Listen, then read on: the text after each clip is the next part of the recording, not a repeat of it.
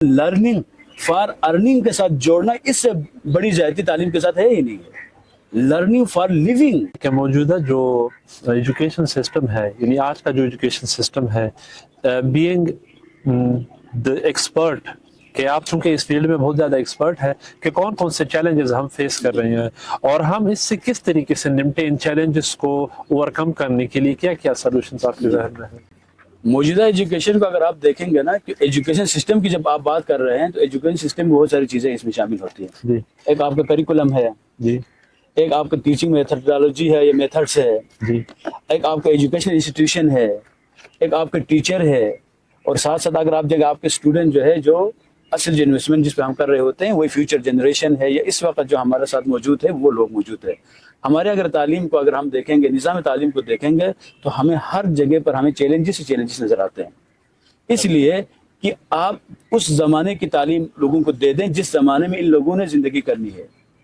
ہم تعلیم وہ دے رہے ہیں جو بہت عرصہ پہلے لوگ حاصل کر چکے ہیں یا آؤٹ ڈیٹڈ ہو چکی ہے. تو سب سے پہلی جو چیز ہے نا، آپ بننا کیا چاہتے ہیں. ہمارے ایجوکیشن کا سب سے بڑا مسئلہ کیا ہے؟ سب سے بڑا مسئلہ یہ ہے کہ ہم بنانا کیا چاہتے ہیں اور بننا کیا چاہتے ہیں. دیر از نو سنگل پوائنٹ کہہ رہے یا سنگل جو ہے آبجیکٹیوز نہیں ہے. ہم کیا بننا چاہتے ہیں؟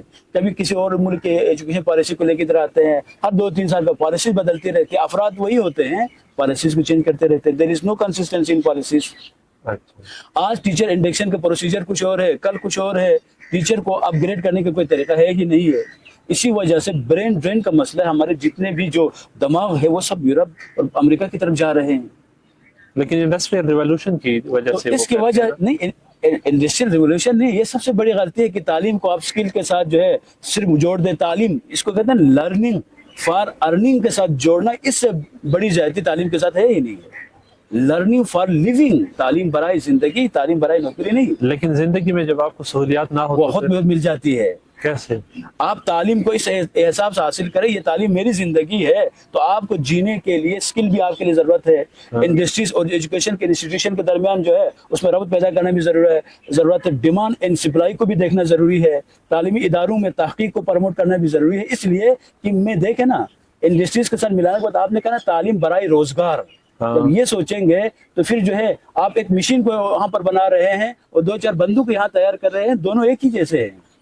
اس مشین سے بھی کمانا ہے اور اس بندے نے بھی کمانا ہے، لیکن کیسے کمائیں؟ غلام بن کے کمائیں گے یا انسان بن کر آزادانہ فکر کے ساتھ آپ کمائیں گے؟ تعلیم زندگی کے لیے چاہیے، تعلیم صرف کھانے کے لیے نہیں چاہیے. کھانے تو بھیک مانگ کے بھی لوگ کھا رہے ہیں. بہت سارے لوگ کسی فکر کی وجہ سے کہتے ہیں یا تعلیم حاصل کر کے مجھے کیا مل رہا ہے، اس سے بہتر ہے بھیک مانگنا شروع کرو. تو بھیک مانگیں گے تو بہت سارے لوگ جو پیسے دے دیتے ہیں، تو آپ کی تعلیم کا کیا فائدہ؟ یہ کہاں سے یہ فکر ڈیولپ ہو گئی ہے؟ اس لیے کہ ہم نے کہا انڈسٹریل ریولوشن میں تعلیم کا جو اس کو ڈائیورٹ کر دے اس کی طرف. بس انڈسٹری ہے یعنی کیا ہے، تعلیم جب تک اس کے ساتھ کوریلیٹ نہیں کریں گے، جب تک اس کے ساتھ آپ نہیں جوڑیں گے، تب تک اس تعلیم کا کوئی فائدہ نہیں ہے. اسی وجہ سے تعلیم کے فوائد میں سے ایک فائدہ یہ ہے کہ آپ کو جو مٹیریل جو ایڈوانسمنٹ آپ کی دنیا میں نظر آ رہی ہے، یہ تعلیم کے فوائد میں سے ایک فائدہ ہے. اسی وجہ سے تعلیم یافتہ لوگ زیادہ ہمیں نظر آتے ہیں، ان میں انسانیت نامی کوئی چیز نظر نہیں آتی ہے. نہیں تو ایم آف ایجوکیشن اگر ہم بات کریں، اگر ایجوکیشن کی اگر آپ بات کریں نا تو تعلیم کا مقصد کیا ہونا چاہیے؟ تعلیم کا مقصد یہ ہونا چاہیے کہ انسان ایک اپنے آپ کو اس حد تک اپ گریڈ کرنے کے لیے اپنے آپ کو اس دائرہ تعلیم سے آراستہ کرنے کے بعد اللہ کی خوشنودی، بندگی الہی اور خدمت خلق، بس یہ 2 چیزیں